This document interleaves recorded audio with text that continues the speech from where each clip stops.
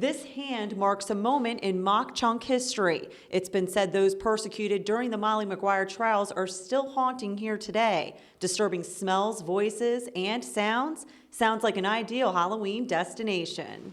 It's probably entertaining and exciting because it can't be explained. And people like the unexplainable. You're always looking for something that the mysteries, and people love mystery stories. This is a mystery story that we can't explain it. I cannot tell you why you see a light in an empty cell or why you see someone in a cell when I say there's no one sitting there. It's the mystery of it all, but it doesn't happen to everyone. Purchased by the McBrides in January of 1995, historical tours of the Jim Thorpe's old jail museum has evolved. The men known as the Molly McGuires were the 7 coal miners, Irish coal miners that were hanged here in 1877, 78, and 79. There was a lot of problems in the coal mines. They were very exploited, bad conditions, little pay. They formed a group, started the unions, and the owners of the coal mines fought back in that they didn't want to start the unions because it was going to cost them money.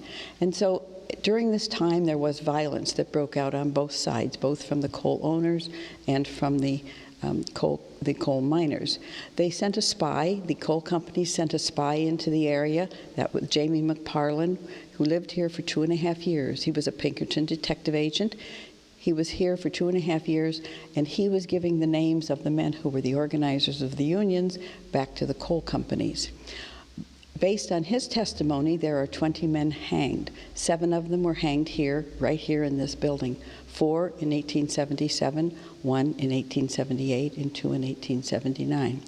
The men said they were innocent. The trial transcripts do not show them to be guilty. Even if they were guilty, the trial transcripts have no evidence in them that these men should have been hanged. Now, what were they persecuted for? For murder. They were accused of murder, and because of the violence that was going on in the coal mining area. A Molly McGuire lingering in cell 17 particularly piques group interest. One of them, in 1877, said he was innocent. And then he said, I'm going to prove it before my hanging. And he put his hand on the dirty floor of his cell and then put it on the wall of his cell and said, my handprint's going to stay as evidence that I am innocent. And tradition has it that the handprint has been there since that time. It's been painted over, it's been washed over, it's been dug out and replastered, all by wardens that were here taking care of the jail in the past 130 years.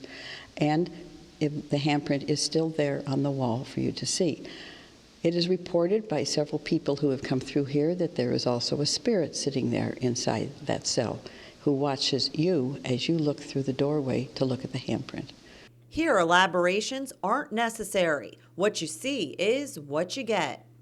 We don't need to pretend. We are haunted. Tours alone give guests chills, but this October, all of the ghost stories are coming out.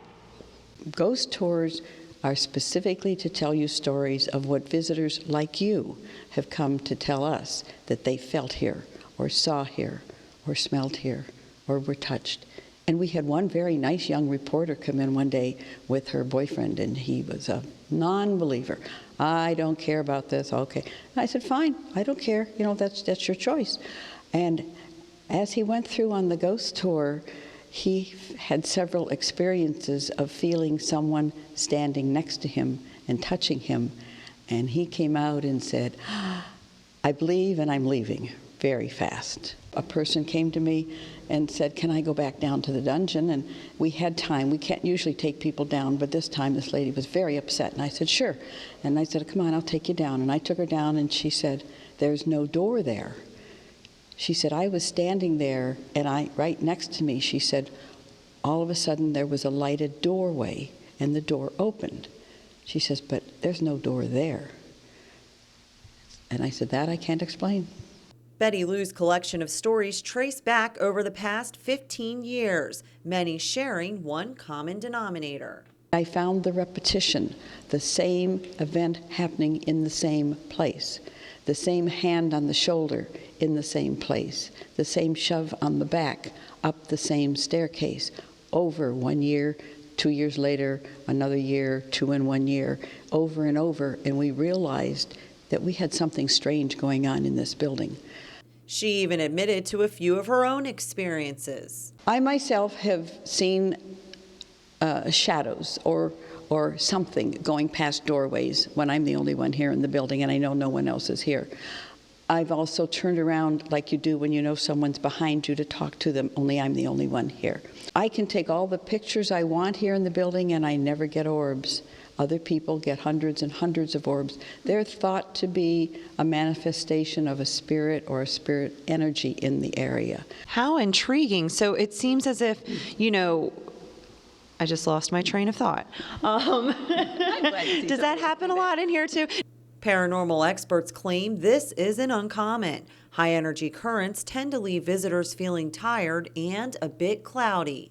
You can lose your train of thought, you lose your camera batteries, you lose the energy, and we have TV cameras, we have professional cameras that come in and say, I just charged this, why didn't it work? I've been told, I do not know much about the energies of ghosts, but I've been told that a ghost needs energy and will take energy from whatever is around him, which a battery energy would be very nice. And I've also had people tell me that the cold that you feel on one arm or that you feel a breeze on your face, that's a ghost taking your energy from you, and that's why you feel cold. They were here before I am here, and they're going to be here long after I'm gone. It's their home, it's their building, and they have a right to be here more than we have, really. But they're nice ghosts, and they're basically experiences rather than events. Visit theoldjailmuseum.com to get the chills. Inside the Cell, I'm Melissa Grimsley, TV2 News.